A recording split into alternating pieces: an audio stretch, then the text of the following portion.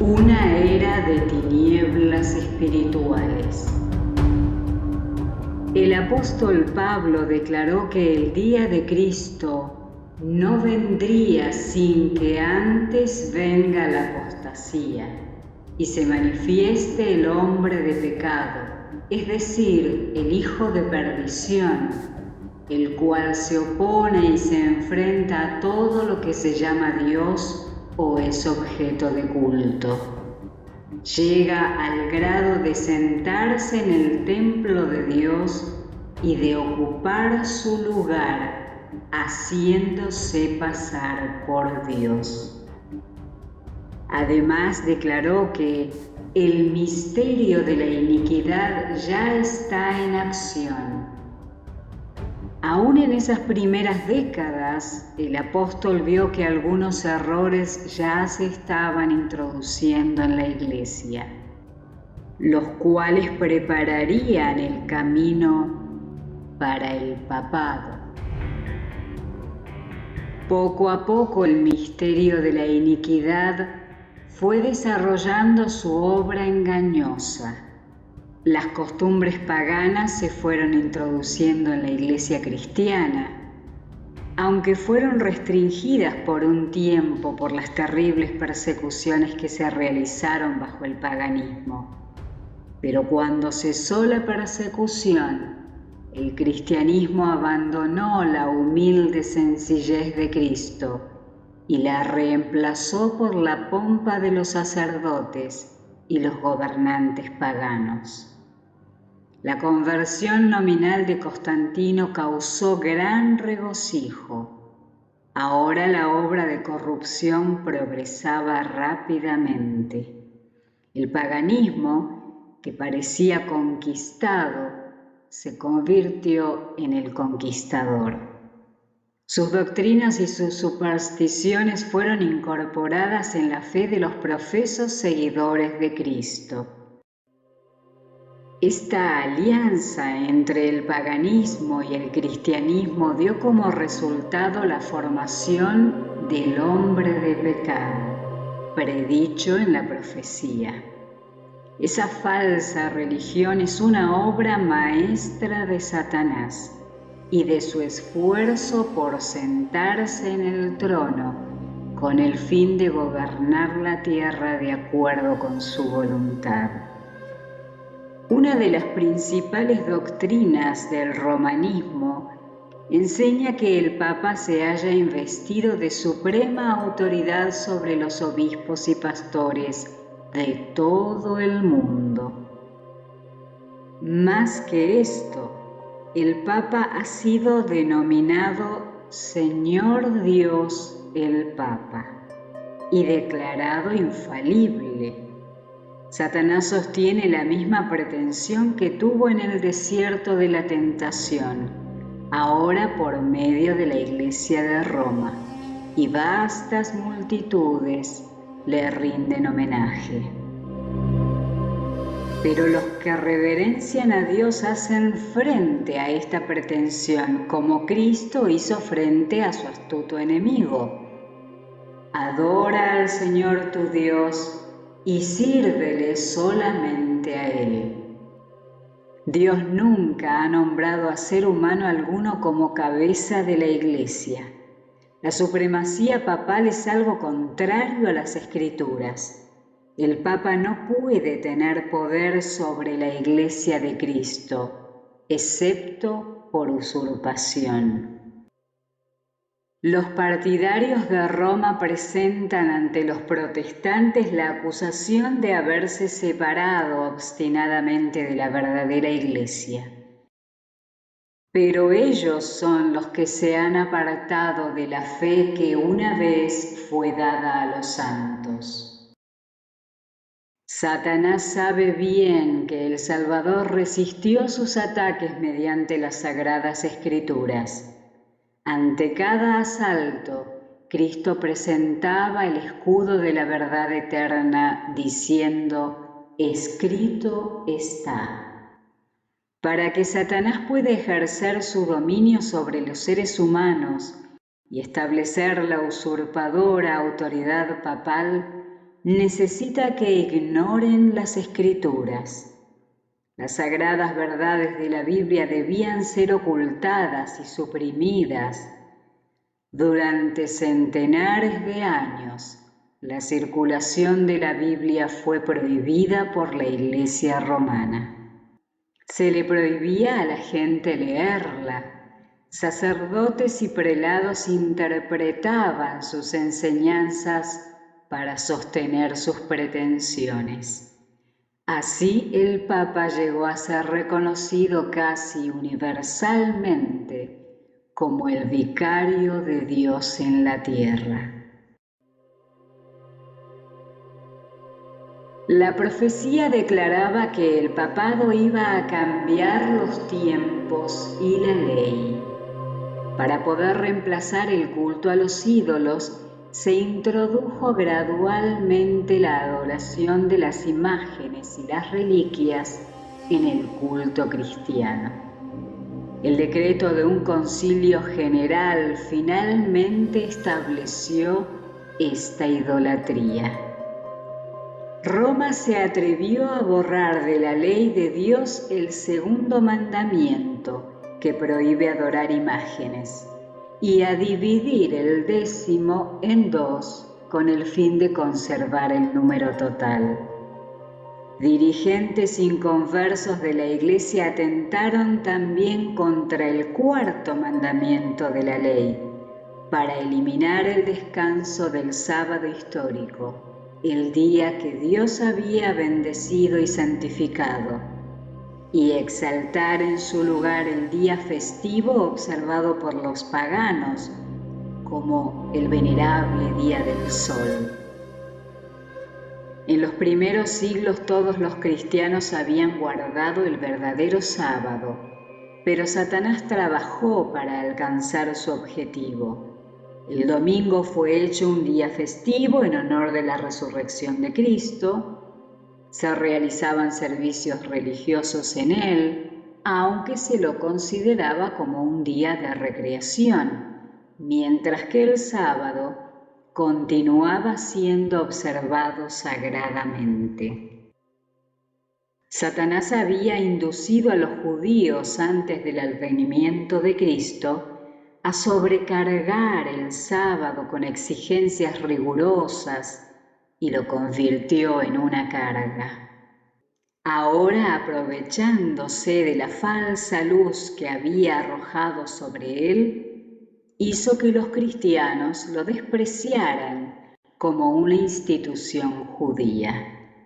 Mientras que en general continuaban observando el domingo como día festivo de gozo, los indujo a considerar el sábado como un día de tristeza y de pesar para manifestar odio hacia el judaísmo. El emperador Constantino promulgó un decreto en el que convertía al domingo en una festividad pública para todo el imperio romano. El Día del Sol fue entonces reverenciado por sus súbditos paganos y honrado por los cristianos. Constantino fue instado a hacer esto por los obispos de la Iglesia. Motivados por una sed de poder, percibieron que si tanto cristianos como paganos observaban el mismo día, se haría progresar el poderío y la gloria de la Iglesia. Pero aunque muchos cristianos que temían a Dios fueron inducidos gradualmente a considerar el domingo como un día que poseía cierto grado de santidad, todavía se mantenían fieles al descanso sabático y observaban ese día en obediencia al 4.º mandamiento.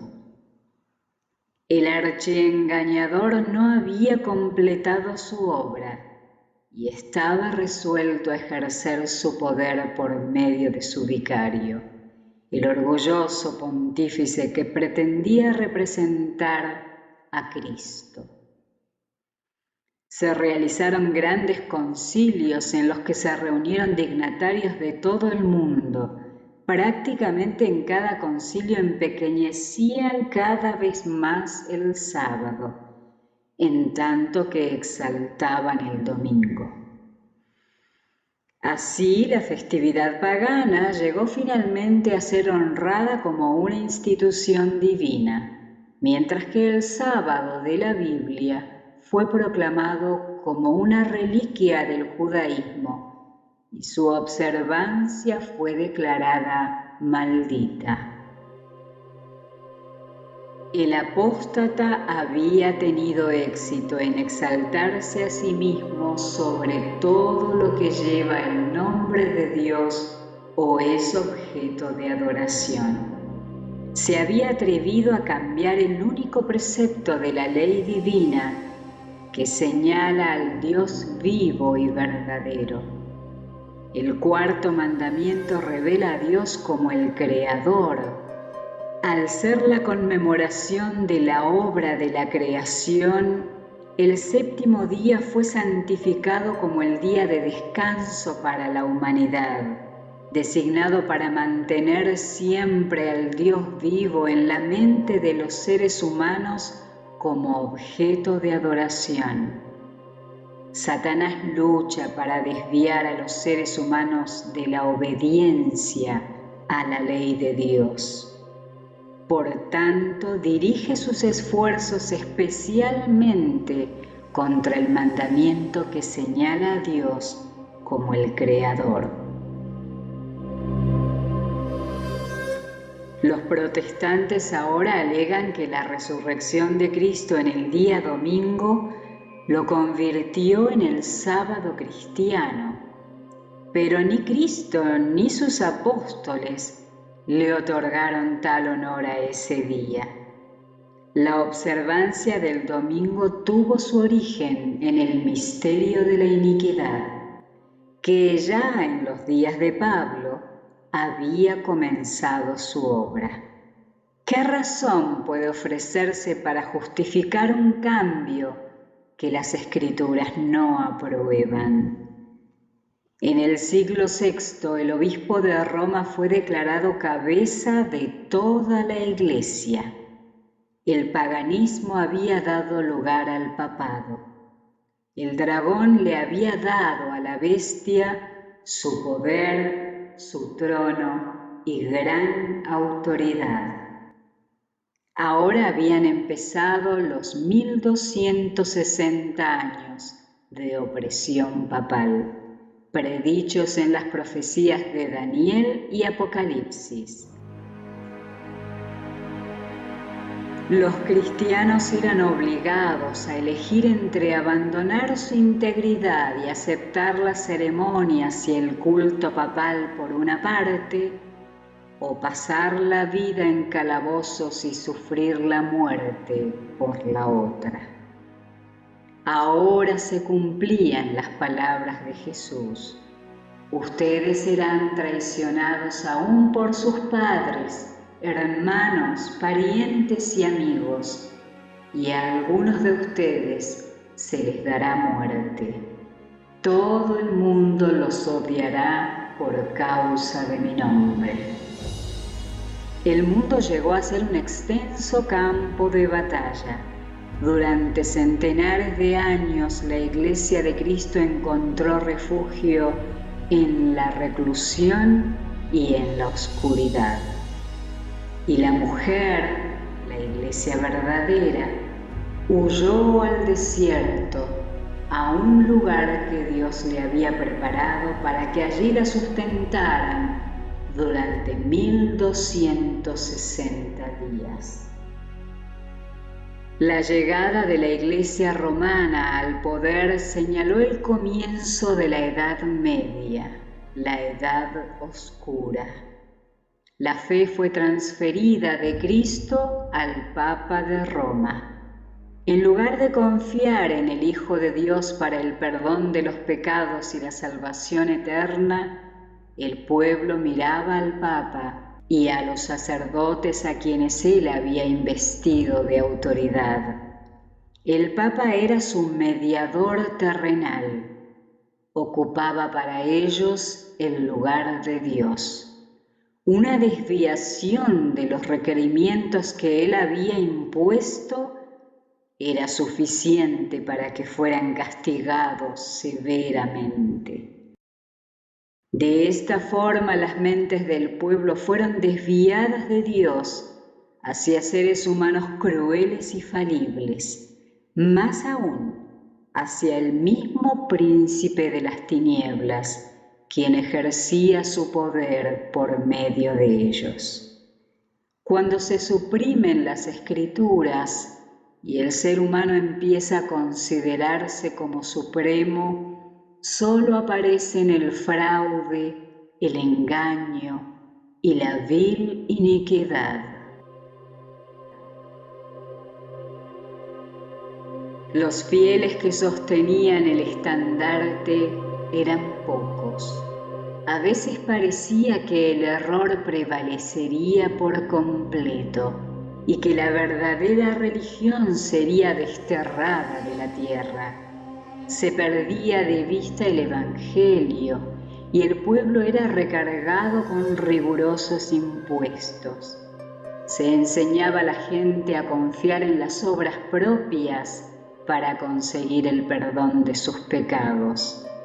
Largas peregrinaciones, actos de penitencia, el culto a las reliquias, la construcción de iglesias, santuarios y altares, el pago de grandes sumas a la iglesia. Estas eran las cosas impuestas para aplacar la ira de Dios o para asegurar su favor. Hacia el final del siglo VIII, los partidarios del Papa empezaron a sostener que en los primeros siglos de la Iglesia, los obispos de Roma habían poseído los mismos poderes espirituales que ahora ellos se arrogaban. Los monjes falsificaron escritos antiguos, se descubrieron decretos conciliares de los que nunca se había oído, que establecían la supremacía universal del Papa desde los primeros tiempos.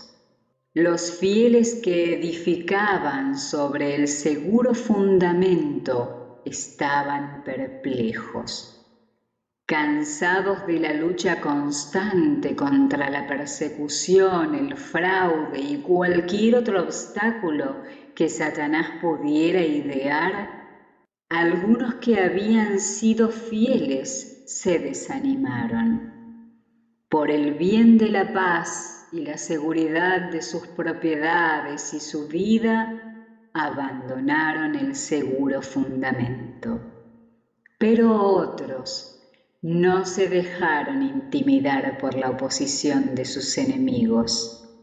El culto de las imágenes se hizo general, se encendían velas ante ellas y se les ofrecían oraciones.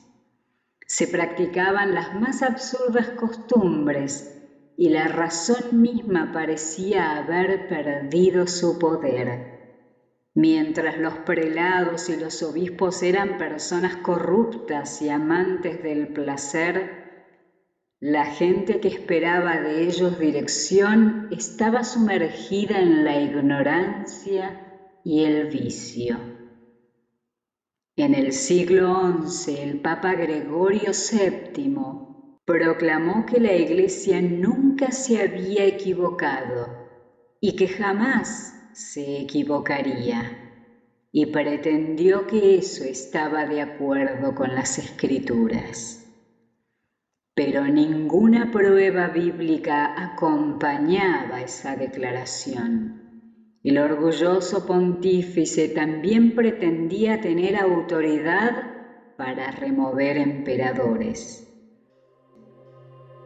Una ilustración del carácter tiránico de este abogado de la infalibilidad fue la forma en que trató al emperador alemán Enrique IV. Por considerar que éste había desestimado la autoridad del Papa, Enrique IV fue excomulgado y destronado. Sus propios príncipes fueron animados a rebelarse contra él por mandato papal. Enrique sintió la necesidad de hacer las paces con Roma. Acompañado por su esposa y un fiel sirviente, cruzó los Alpes en pleno invierno para humillarse ante el Papa. Al llegar al castillo de Gregorio, fue conducido a un atrio exterior. Allí, en medio del severo frío del invierno, con la cabeza descubierta y los pies desnudos, esperó el permiso del Papa para aparecer ante su presencia. Solamente después de haber pasado 3 días de ayuno y confesión, el pontífice le concedió el perdón. Y esto todavía con la condición de que debía esperar la autorización del Papa para volver a usar las insignias reales o ejercer su poder. Gregorio, envanecido con su triunfo, se jactó de que era su deber humillar el orgullo de los reyes. Cuán notable es el contraste entre este abusivo pontífice y Cristo, que se presenta a sí mismo pidiendo entrada a la puerta del corazón. Él les enseñó a sus discípulos: el que entre ustedes quiera ser el primero, será su siervo. Aún antes del establecimiento del papado, las enseñanzas de los filósofos paganos habían ejercido su influencia en la Iglesia. Muchos aún se aferraban a los principios de la filosofía secular e instaban a otros a estudiarla como un medio para extender su influencia entre los paganos. Así se introdujeron serios errores en la fe cristiana. Entre las falsas doctrinas se destacaban la creencia en la inmortalidad natural del ser humano y su estado consciente después de la muerte. Esta doctrina forma el fundamento sobre el que Roma estableció la invocación de los santos y la adoración a la Virgen María.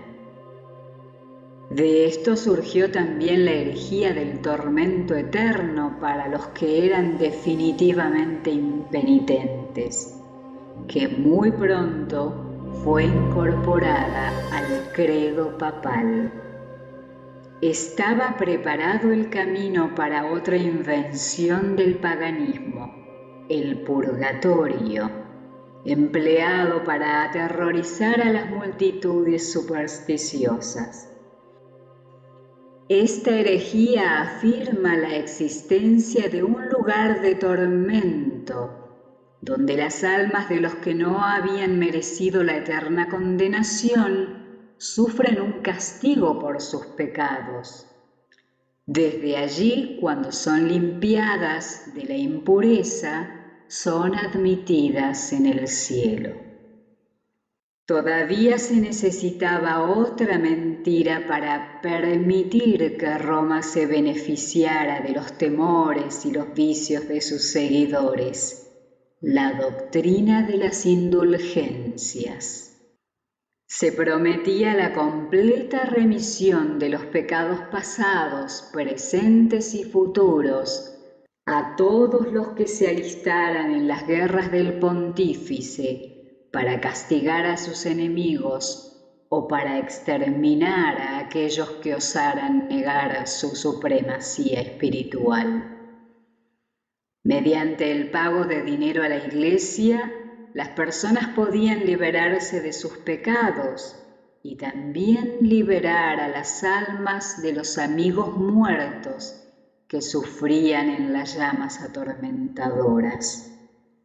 De esta manera, Roma llenó sus cofres y sostuvo la magnificencia, el lujo y el vicio de los que afirmaban ser representantes de aquel que no tenía dónde reclinar la cabeza. La institución bíblica de la Cena del Señor fue reemplazada por el sacrificio idolátrico de la misa.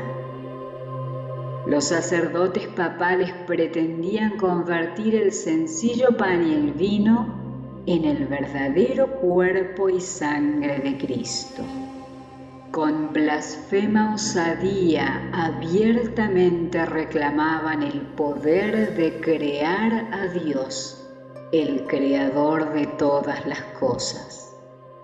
Se exigía que los cristianos, bajo pena mortal, manifestaran su fe en esta herejía que ofendía al cielo.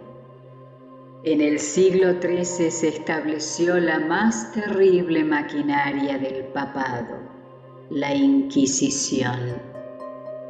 En sus concilios secretos, Satanás dominaba la mente de esas personas perversas. Sin ser visto por ellas, un ángel de Dios tomaba nota de sus terribles e inicuos decretos y registraba la historia de hechos demasiado horribles para los ojos humanos. La gran Babilonia se había emborrachado con la sangre de los santos. Los cuerpos mutilados de millones de mártires clamaban a Dios por venganza contra ese poder apóstata. El papado había llegado a ser el tirano del mundo. Reyes y emperadores se inclinaban ante los decretos del pontífice romano. Durante centenares de años, las doctrinas de Roma se recibieron sumisamente. Se honró y sostuvo generosamente a sus clérigos. Desde entonces, nunca la Iglesia romana alcanzó de nuevo tanto rango, brillo o poder. Pero el mediodía del papado fue la medianoche del mundo. Las escrituras eran casi desconocidas. Los dirigentes papales odiaban la luz que revelaba sus pecados. Habiéndose eliminado la ley de Dios, la norma de justicia, practicaban vicios sin restricción. Los palacios de los papas y los prelados eran escenarios de vil libertinaje. Algunos de los pontífices eran culpables de crímenes tan horrorosos que los gobernantes seculares intentaron destronarlos por ser monstruos demasiado viles para ser tolerados. Durante siglos, Europa se estancó en materia de saber, arte y civilización. Una parálisis moral e intelectual había dominado a la cristiandad. Estos fueron los resultados de haber desterrado la palabra de Dios.